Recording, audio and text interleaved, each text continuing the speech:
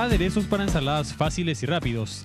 Aderezo de mayonesa, anchoas y verdes. Ingredientes: una taza de mayonesa, media taza de crema agria, un cuarto de taza de cebollitas de verdeo picados finamente, un cuarto de taza de perejil picado finamente, un cuarto de taza de estragón picado finamente, una cucharada de jugo de limón, una cucharada de vinagre, 3 anchoas, sal y pimienta a gusto. Preparación: para realizar este delicioso aderezo de mayonesa, anchoas y verdes, lo único que tienes que hacer es mezclar todos los ingredientes en un recipiente y luego dejar reposar la mezcla en la nevera. Para un aderezo más fino y suave, también puedes mezclar todos los ingredientes en la licuadora o un procesador de alimentos. Aderezo de limón y miel. Ingredientes: 2 cucharadas de jugo de limón, media cucharada de piel de limón picada, un cuarto de taza de aceite de oliva extra virgen, 2 cucharadas de vinagre, un cuarto de cucharadita de sal, media cucharadita de orégano, media cuchara de miel, una pizca de pimienta negra.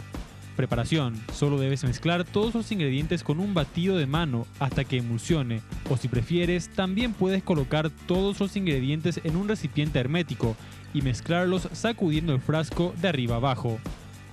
Aderezo de coco, cilantro y limón.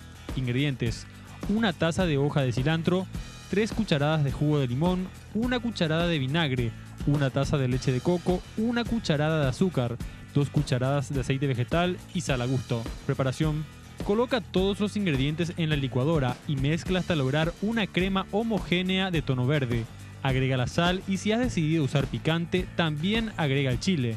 Si sientes que el aderezo ha quedado muy fuerte, añade más leche de coco para suavizarlo. Aderezo de cilantro y aguacate. Ingredientes: un aguacate grande, 3 cuartos de taza de cilantro, un limón en jugo, un cuarto de taza de aceite de oliva, un diente de ajo, 2 cucharadas de vinagre, un cuarto de taza de vinagre balsámico.